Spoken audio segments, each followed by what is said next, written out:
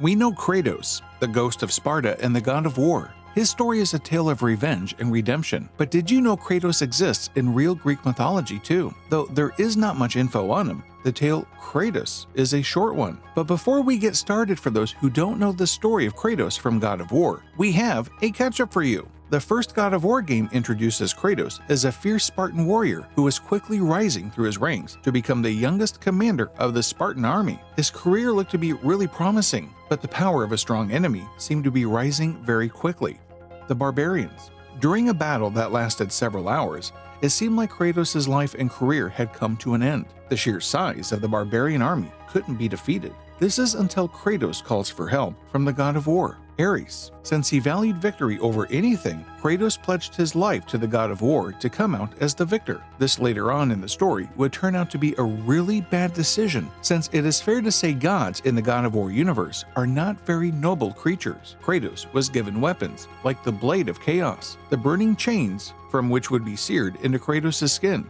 leaving permanent burnt marks on his forearms. For many years, Kratos served as the god's servant, doing unspeakable deeds for him, until a day when he came across a temple and killed all of the people inside. Eventually, he realized his final two victims were his wife and child. That was the very moment when Kratos realized that he could not bear the consequences of the path he had chosen, and he would have to kill Ares to be set free from this path. Before leaving the temple, an oracle from the temple curses the Spartan and bonds the ashes of the wife and child to his body. Kratos was then named the Ghost of Sparta. Kratos served the gods for 10 more years until he finally confronts the goddess Athena about the nightmares he got due to the people he has killed. Athena and Kratos would strike a deal in which Kratos would stop Ares from destroying Athens, and in turn, Athena would bring a resolution to Kratos' nightmares and provide him with Pandora's box, which would help him kill Ares. But while trying to open Pandora's box, Kratos was killed by Ares and sent to the underworld. But Kratos refuses to accept his fate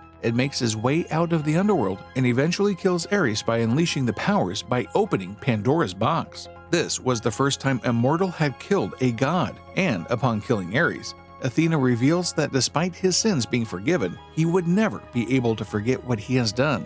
In hearing so, Kratos decides to jump from the highest mountain in Greece to kill himself. But this was not the fate he was born with. So Athena brings him back to the peak and tells him to assume the new position of the god of war, as his seat is now vacant. With the newfound powers of a god, Kratos would start to flatten cities at his will and cause massive destruction. This was noticed by the other gods, as this was causing a massive amount of distress for the people of Greece. To stop Kratos, Athena would resurrect the Colossus of Rhodes. But at this point, Zeus also intervenes by giving Kratos blades of Olympus to aid him in defeating the Colossus. But after defeating Colossus, Kratos found out the blade would drain him of all his powers and leave him vulnerable. Zeus then reveals himself and once again kills Kratos, sending him to the depths of the underworld. This time though, Kratos stays in the underworld for a while longer and meets Gaia. Both devise a plan to defeat the Olympians. Kratos would once again return to the world of the living after defeating several enemies, many of which were gods. Using the Loom of Fate, Kratos returns back to the time when Zeus defeated him, after which he changes the outcome of the battle by trying to kill Zeus, and in turn, killing all the gods which came along in his path. It is revealed during this fight that Kratos was the son of Zeus, making him a demigod. But this no longer mattered to him, as his only goal now was to kill all the gods that came his way. Once again, using the Loom of Fate, Kratos and Gaia create an army of Titans, recreating the battle between the Titans and the Olympians. With this army, Kratos climbs up the tallest peak in Greece, where Zeus had escaped. Upon reaching the top, an eagerly awaiting Zeus throws his thunderbolt and sends both Kratos and Gaia falling back to the underworld. This time though, while defeating Hades, Kratos learns how to kill Zeus with the help of the Pandora box used to kill Ares. Though Pandora's box was hidden behind the flames of Olympus, with the help of Pandora, the box was opened with nothing to be found inside it. With the world in chaos now, the final battle between Kratos, Zeus, and Gaia is fought, and Kratos comes out the victor. And with this, the Greek pantheon comes to an end. Athena once again appears in her new form, telling Kratos when he opened the box to kill Ares, he released the evils of the world, which even affected the gods. But along with the evil, there was hope inside the box, which gave Kratos the power to kill Zeus. When Athena asks Kratos to return hope back to her, Kratos impales himself due to his lack of trust in gods and returns hope back to humanity. And with this story of Kratos comes to an end till his reincarnation in the Norse myth. This story portrays Kratos as a figure covered in chaos and destruction, something this mythical counterpart does not share with him. In contrast, the story of Kratos from Greek myth is a shorter one. His name is far less spoken among the gods, and his existence dates back to the Titans. He is the god of war and the son of Pallas and Styx. He is the sibling of Bia, the god of strength. Some also say he is the brother of Nike, the goddess of victory.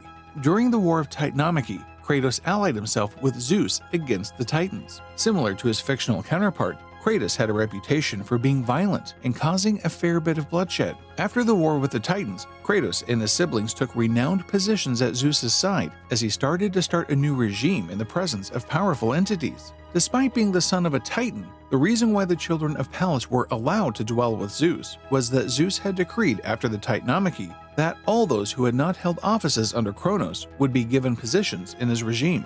Because Styx came to Zeus first, along with her children, Zeus honored them as among the highest members of his new regime. Styx, Zelos, Nike, Kratos, and Bia's voluntary change in allegiance represents the certainty of Zeus's victory over the Titans. After this, the mention of Kratos is made while he enforced punishment upon Prometheus on Zeus's orders for stealing fire from the gods and gifting it to the humans. To know more about this story, check out our video on Zeus, who is worse, Hades or Zeus, where we go into more detail about the story. So, despite sharing the name, the myth and fiction of Kratos are far more different from one another. The video game counterpart is far more revered in his representation. In fact, in his later evolution in God of War 2018, Kratos is shown as a changed man, coming far from his roots and becoming wiser and more kind. Tell us down in the comments down below which version of Kratos do you prefer and which one do you think is more powerful. Also, make sure to subscribe to our channel and stay updated on our future uploads.